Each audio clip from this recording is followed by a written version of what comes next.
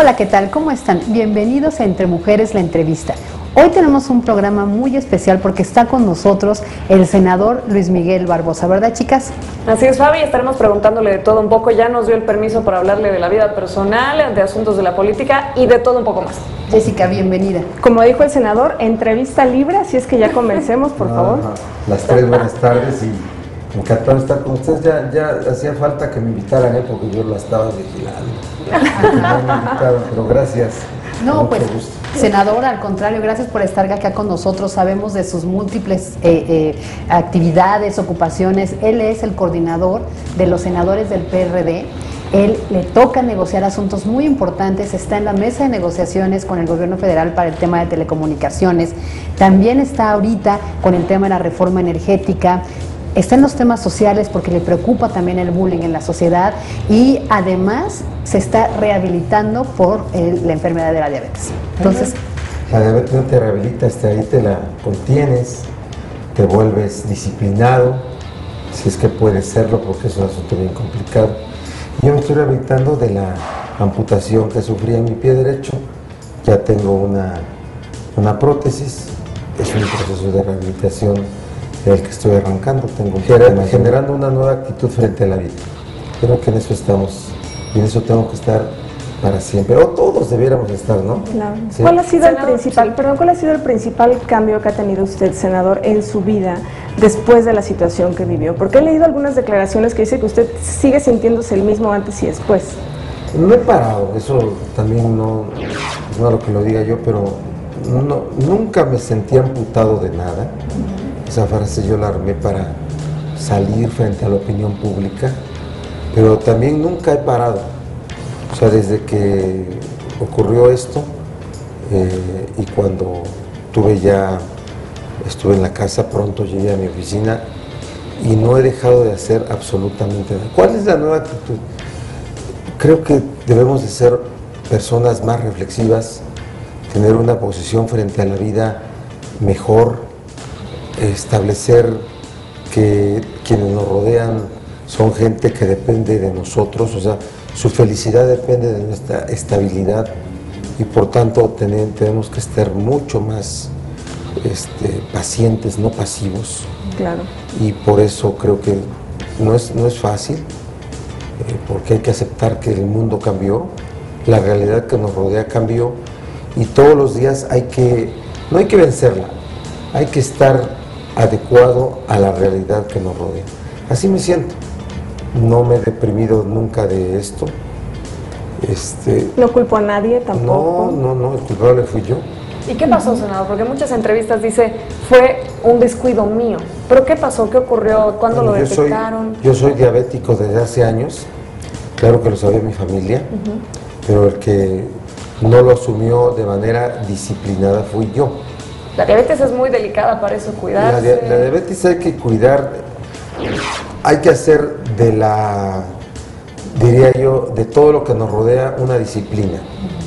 Claro. No solamente en la alimentación, en comportamientos, hay que asumir el padecimiento y dejarse aconsejar por profesionales, no inventarse cosas alrededor como la subcultura de muchos, como la que yo tengo o tuve, indica. Entonces, ¿qué pasó? Tuve una lesión en la planta de mi pie derecho, no me la cuidé, no me la atendí debidamente y cuando quise hacerlo ya tenía yo una infección generalizada en el cuerpo y la fuente de la infección era mi pie enfermo y no había otra más que la amputación o la vida. ¿En algún momento sí pensaba que ya no le iba a contar más, que se iba para el otro lado? Mira, llegué al hospital a sabiendas de que estaba yo grave. No pensé que me iba yo a morir, pero claro que asumí que podía ser ese el momento. O sea, no porque pensara que entraba yo para morirme, pero claro que pues, yo hablé con mi esposa y le dije, oye, si pasa esto, haces lo otro, mueves aquí, haces lo demás. Lo hablé en el camino que íbamos al hospital y sí estuve muy grave. Sí estuve a punto de morir y por 12 días estuve en un coma, en unos momentos muy intensos y otras inducido. Pero muy bien, agradecido con Dios, con mi familia y desde luego con la ciencia. ¿Qué pasaba por la mente en esos momentos? Por ahí también va, senador, el punto en que usted es fuerte. Como dijo, yo decidí que la amputación no iba a ser mental, ¿no? Ni en el alma, y voy para adelante. Pero ahora que nos abre su corazón, ¿no tiene momentos de angustia a veces, de desesperación, de poderse mover como usted quisiera? Sobre todo porque su propia carrera política, usted desde el 94 empezó con Cárdenas en aquellas marchas y caminatas, le tocó organizar el PRD en Puebla. Entonces, sigue su propia carrera política, lo hace moverse de aquí para allá. ¿No hay de repente esos momentos de frustración? Mira, por eso paciente pero no pasivo. Yo desde luego no soy un héroe de nada, debo ser un ejemplo de lo que no se debe de haber hecho, que es el descuido de la salud hasta el nivel de llevarlo a la muerte. Y así vemos muchos mexicanos, ¿eh? Claro, a mí no me va a pasar, yo no voy a llegar a ese punto. Yo me curo cuando quiera. Claro. ¿Sí? No, eso no es para mí, a mí eso no me ocurre. Y véanme que me ocurrió a mi persona, en el momento protagónico de mi vida. Como que cuando hay un protagonismo de alguien, nunca le pasa nada al famoso, ¿no? Sí, por supuesto. Y le pasa a los otros, ¿no? A mí me pasó. ¿Qué le podría decir a la gente que lo está viendo en este momento y dice, no, a mí no me va a pasar nada, yo tengo la salud muy bien y yo pues estoy tranquilo? Que lo asuman, van a vivir mejor si lo asumen. Que se atiendan. Hay métodos de atención pública, el Seguro Popular, los que tienen asistencia social pública, los que no tienen mecanismos privados, pero bien se puede atender de padecimientos cuando se asume el padecimiento. ¿Y qué es lo que...? Sí he sentido momentos de angustia, sí los he sentido, pero estoy preparado para superarlos en el momento mismo. Que lleguen a la casa de uno, que toquen la puerta y que no puedo salir a recibirlos, o que cuando se va a la visita no puedo salir a dejar a tu hermano, a quien te llega a visitar. Claro, ese momento ya lo pasé. Yo ya tengo una prótesis y estoy caminando muy bien, con molestias las naturales, pero no sé quejarme y he asumido eso. No quiero yo afectar la vida de quienes me rodean, ni de mi familia, ni de la gente que trabaja conmigo. Y claro que, por ejemplo, se los digo así con mucha confianza frente al público, en mi oficina, cuando yo estaba en silla de ruedas, sí llegué a sentirme incómodo cuando yo solo y jalándome con una silla de ruedas, una silla con rueditas ejecutivas, y claro que esas cosas no son, pero nunca he agredido a nadie por eso, nunca he agredido y nunca me he desesperado. La aceptación es lo que usted dice.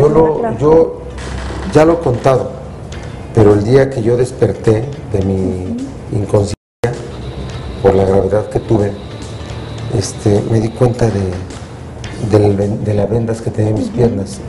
Le dije a mi esposa, dile al doctor que me quite las vendas porque no puedo estirar mi piel. Para esto mi esposa me dice que ya, porque se vive en estado de delirio, medio que entiendes pero no recuerdas nada. Ya me habían dicho cosas de la amputación, y entonces yo le dije, dile al doctor que me quite las vendas porque no puedo estirar mi pierna. Dijo, sí. Yo a los 5 minutos me di cuenta que me habían amputado el pie.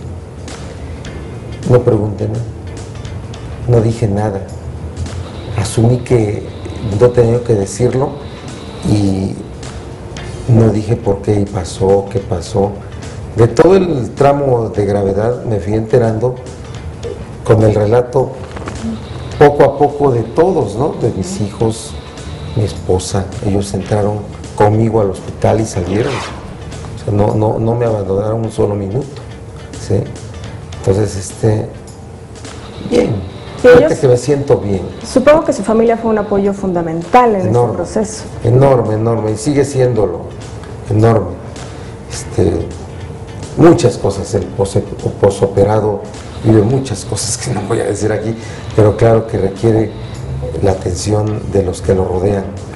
Y tanto mi esposa, mis hijos, como la gente que trabaja conmigo, tiene conmigo atenciones especiales. El día que tembló, ¿recuerdan? Sí. Por ejemplo, ese día mi prótesis estaba en reparación, porque ahora que tengo prótesis me encuentro que hay una bola de cosas que hacerles. Es algo mecánico, pues. Es algo mecánico que estás teniendo que atender y resolver, y hasta engrasar. Un día me tuvo que mi protesista engrasar mi prótesis. Entonces ese día mi esposa me había llevado mi prótesis a arreglar alguna mientras me están haciendo otra ya, y cuando empezó a temblar, todos corrieron hacia las gentes mías de diferentes áreas. Todos corrieron a donde yo estaba a sacar. Todos. ¿Sí? Me sacaron en bola todos, en una silla de ruedas. ¿Sí? Entonces, claro que sí. Eso es cariño también. Claro que sí, o sea, requiere la solidaridad de la gente, y por eso la mentalidad mía está puesta allí. ¿Dónde encuentra la fortaleza? Pues la fortaleza es espiritual, está en la familia, está en los amigos. Nadie es producto del individualismo, todos somos productos de un esfuerzo colectivo. Y que usted es aguerrido y trae esa garra de sangre, porque su bisabuelo formó parte importante de la historia de este país y luchó también por muchas causas. Bueno, mi familia es una familia pueblerina de Tehuacán, de municipios de Ajalpan y Sinacatepec, en Tehuacán.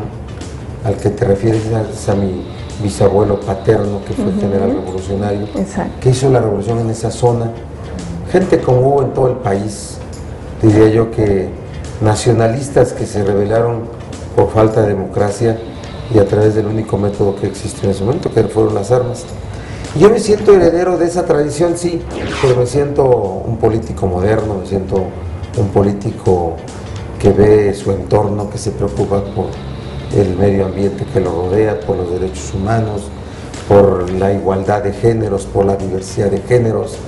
Quiero ser alguien útil a esta época, de verdad, y por eso me ubico como un hombre de izquierda, porque creo en esas cosas, creo en el vanguardismo, creo en el progresismo, no veo al conservadurismo como una forma sana de poder actuar frente a la sociedad y frente a la vida, y me siento completo, no me siento amputado de nada. Miren, hasta zapatitos, ya me puse unos zapatitos medios cucos que ya le pude mi mujer meter a la prótesis. A la prótesis, no está fácil, pero muy bien. Pero porque se lucha un poco en el tiempo, ahorita le pregunto sobre Puebla. Y antes de irnos al corte, también me gustaría que se quedara una pregunta en la mesa de que es ahora, dicen que en el cambio está la evolución. Las cosas pasan por algo y usted dice que tiene sus fortalezas en aspectos muy básicos como la solidaridad, como ser útil. Y esto le ayuda a ser un mejor político, pero nos responde después del corte. Y ustedes no se vayan porque esta plática está muy, muy interesante. Quédese con nosotros, no le cambie. Estamos platicando con el senador Luis Miguel Barbosa aquí en Entre Mujeres, la entrevista.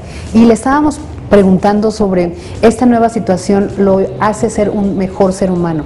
Alguien que usted dijo cree en la solidaridad, cree en el apoyo, quiere ser útil. ¿Esto lo hace un buen político? Mira, sí, es una condición hoy en la política ser diferente. El mundo de la política es menos complejo de lo que el sospechosismo, como diría el clásico, afirma. Es una vida más real, sí, es una competencia cruda, es una competencia por protagonizar, por construir, a veces por no construir y obstruir. Es muy real. No es perversa, ¿eh? Yo no veo a ningún político que intente orientar su actividad a hacer el mal, a ninguno, ¿eh? Y por eso sí creo yo en que la política está siendo mejor hoy que antes. Hoy tenemos mecanismos de transparencia para pedir informes que hace un servidor público, rendición de cuentas, declaraciones patrimoniales, ejercicio revisado del gasto público. si hablamos de gasto. Hoy vivimos una caja de cristal. Hoy los medios de comunicación, ustedes, desarrollan un escrutinio diario de lo que hacemos los políticos. Y hay el que se equivoque, por una cosa te equivocas y puedes acabarte y no reponerte. Entonces eso es bueno, eso es bueno. En otra época no existía nada de eso. Y por eso se crearon las grandes imágenes del político con una enorme impunidad. Hoy vemos escándalos de hijos que acaban al padre político, ¿no? Y antes sabíamos de hijos que cometían hechos verdaderamente graves y era impune para ellos todo lo que desempeñaran. Es diferente. Entonces el político tiene que ser primero ir mejorando su calidad como persona. Yo conozco a muchos políticos que son excelentes caballeros y mejores damas, mejores mujeres, a muchos. En el Senado hay muchos y muchas, buenos hombres y buenas mujeres, yo los quiero mucho. Hemos hecho una especie como de familia allá en el Senado, de todos los partidos, de todos los partidos. Las cámaras, por ejemplo, son, antes que otra cosa, un lugar donde se hace relaciones humanas. Entonces sí creo que el político tiene que ser cada vez mejor persona y yo no quiero ser la excepción. Buena persona es ser útil, servir para el momento en el que vive uno y para el lugar donde está uno, para las gentes que lo rodean. El hijo, que es uno, el niño, el joven, que debe ser motivo de orgullo, frente a los padres, el que se cuida para no hacer sufrir a los padres, lo digo por los hijos. Cuando te casas, te vuelves adulto, ¿sí? Hoy ya como padre, el padre de niños es diferente del padre de jóvenes que tiene que entender su evolución, el hijo de padres adultos mayores, hasta que se vuelve uno el adulto mayor, ¿sí?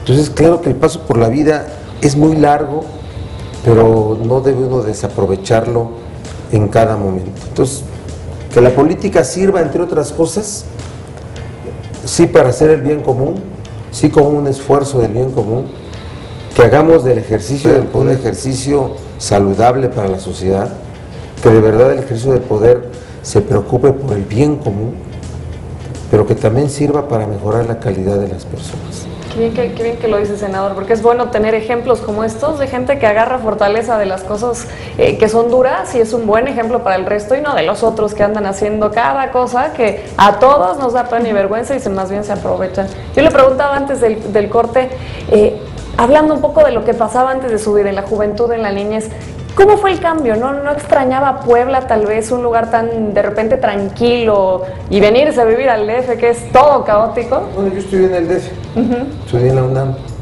y entonces yo cuando vine a estudiar acá a México, en la Ciudad de México, yo tenía el proyecto de nunca regresar ya a Tehuacán, pero condiciones particulares de mi familia me pusieron en la ruta de regresar, y yo de regresar a Tehuacán, y yo vuelvo a la Ciudad de México ya como político profesional. Vine a ser diputado federal. Primero fui presidente estatal del PRD en Puebla, que fue cuando me volví un político profesional. Político profesional que dedica el total de su tiempo a la política. Claro. ¿Sí? A la política y tiene ya encargos públicos, bueno, encargos partidarios, ahí en este caso. Y me hice diputado en el año 2000 y a partir de entonces resido en la Ciudad de México, hermosa ciudad, hermosa. Bienvenida a la Ciudad de México, agradecido, aquí estoy. Senador, usted habla mucho del futuro y a mí me gustaría preguntarle rápidamente, en el futuro próximo, ¿cuáles son sus principales luchas? ¿Qué es lo que va usted a emprender? Bueno, yo soy senador y coordinador de los senadores del PRD. Empeño cada minuto de mi tiempo en ser buen senador y buen coordinador. Muy orgulloso de esa plantilla de mujeres y hombres senadores que coordino, un grupo complicado, un grupo unido, independientemente que sean del PRD, grupo unido, un grupo muy compacto y de alto nivel, y hacemos todo, y yo bajo con mi coordinación para lucir y para influir. Dedico, de verdad no presumo, todo el tiempo, soy obsesivo con ello. Siempre lo he sido. Y hoy soy un senador que cada minuto de su tiempo está ocupado. Senador, uno de los temas que también sé que está ahí en esa mente y que le está preocupando es lo que está pasando con el bullying. Hace algunos días, hace algunas semanas estábamos hablando de uno de tantos casos, el Héctor Alejandro, un chico de 12 años que jugando, dicen sus compañeros, finalmente lo mataron. ¿Cuál es la propuesta que tienen? ¿Qué es lo que se puede hacer? Porque vamos sumando casos, videos, muertes, enfermedades por este tipo de jueguitos, por este tipo de acoso a los jóvenes. Mira, nosotros hemos presentado como grupo parlamentario, a través del senador Mario Delgado, una iniciativa de ley contra el bullying. Quienes la han detenido han opinado que el bullying no debe ser resuelto en una ley, sino debe ser una política pública, es decir, una acción del gobierno en materia educativa. Puede tener razón esa parte, pero las políticas públicas emergen de leyes. Entonces, debiera haber una ley y creo que va a ser algo que se instale como muy importante ahora que arranquemos el siguiente periodo ordinario de sesiones, y porque lo que representa el bullying es el triunfo de la cultura de la violencia. ¿Qué hacer con esos jóvenes Bullying, violentos? presiones de los grandotes hacia los chaparros, de los listos contra los que no demuestran eso, siempre ha existido. Siempre hubo nuestro grupo al que le pegaban en la cabeza cuando pasaba, al que le ponían el pie, al que le quitaban la torta, al que le ponían apodos. Siempre hubo, ¿eh? Sí. Yo creo que ustedes jóvenes que son, pueden recordar cosas de esas también, ya muy recientemente. Los hechos de violencia que han provocado hasta la muerte en nuestro tiempo nunca se vieron. Hoy se ven porque es la sociedad, el ambiente social que rodea a la familia, que rodea a los niños, a los adolescentes que crecen en una cultura de la violencia que está triunfando. Por eso, una ley, una política pública, la atención de los programas educativos, pero de verdad meter a gente experta en este asunto.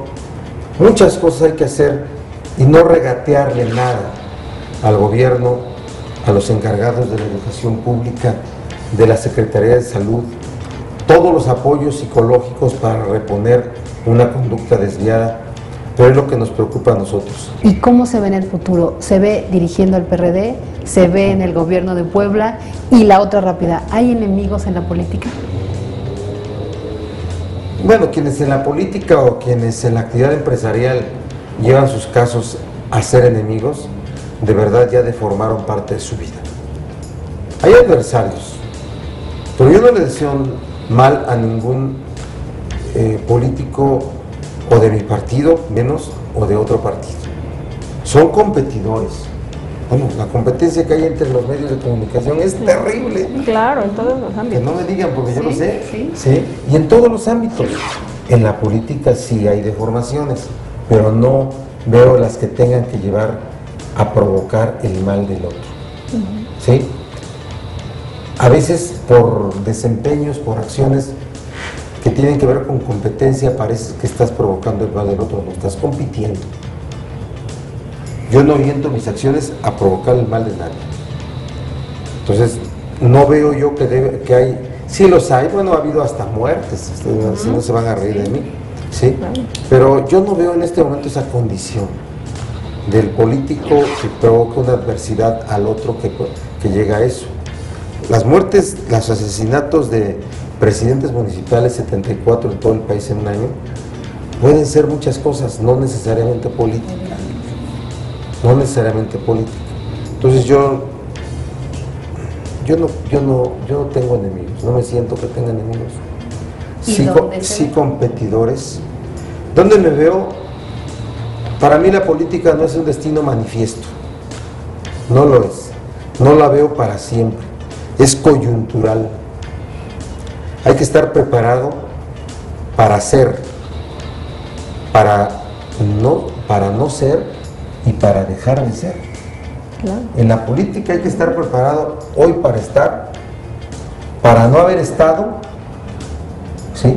O para dejar de estar. Pero su Porque es la carta, gran frustración. Sí me gustaría ser gobernador de mi estado, sí me gustaría, no estoy haciendo nada en este momento para ello. Sí tengo un momento protagónico y muy importante en mi vida. Me sacan en muchos medios, pero entre ser político conocido y ser político con perfil de gobernante hay una gran diferencia. Les ha pasado a muchos, que se sienten conocidos y ya con eso se sienten candidatos. No, yo seré candidato si construyo, si desarrollo una estrategia para Puebla en el que se me vea como gobernante, que se me vea como gobernante, conocido y con confianza de ser posible gobernante y con organización. Entonces yo en su momento evaluaré si le entro o no le entro. Senador, muchísimas gracias por participar con nosotros en esta muchas gracias, senador, entrevista entre mujeres. Gracias, Pau. Pues sí, no se pierda la gente toda la entrevista. Sí, gracias, Jessica. No, un placer. Y sobre todo gracias a usted, senador. Y gracias a ustedes por estar con nosotros este sábado entre Mujeres de Entrevista. Te invitamos a seguir cuestionando la información con los siguientes videos.